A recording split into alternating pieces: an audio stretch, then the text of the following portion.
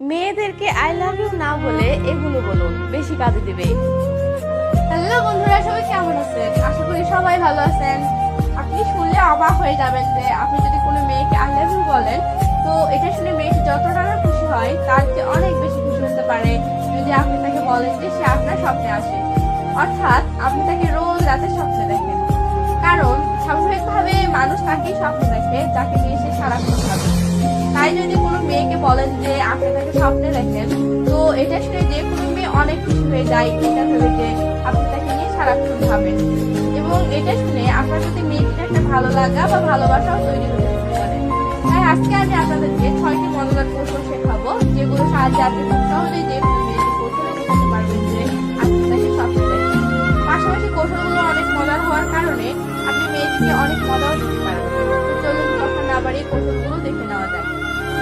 কৌশল নাম্বার 1, যে মেয়ের সাথে আপনি ফ্রি মাইন্ডে কথা বলেন অথবা টুকটাক মজা করেন, এমন মেয়ের ক্ষেত্রে আপনি মেয়েটিকে মজা করে এটি বলতে পারেন, তোমার কি পাসপোর্ট আছে?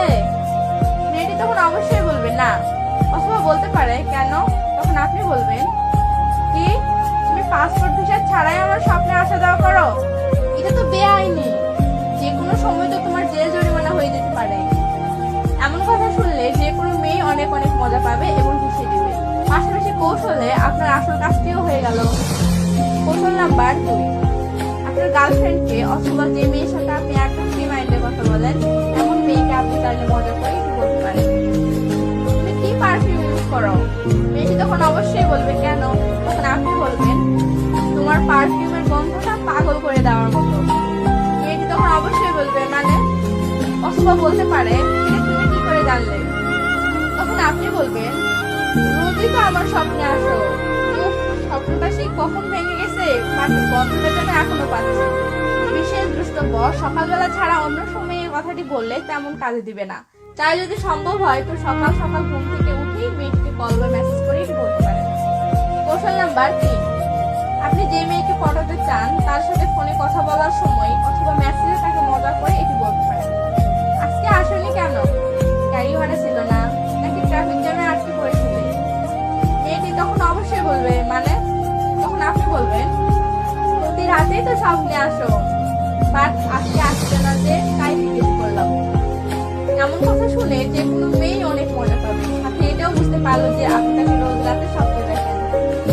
কৌশল নাম্বার 4, আপনার গার্লফ্রেন্ড অথবা যে মেয়েকে আপনি অনেকটাই পটিয়ে ফেলেছেন, এমন মেয়ের সাথে লাইন মারতে মেয়েটিকে মজা করে এটি বলতে পারেন, আচ্ছা তুমি কি জাদু জানো? মেয়েটি তখন অবশ্যই বলবে কেন?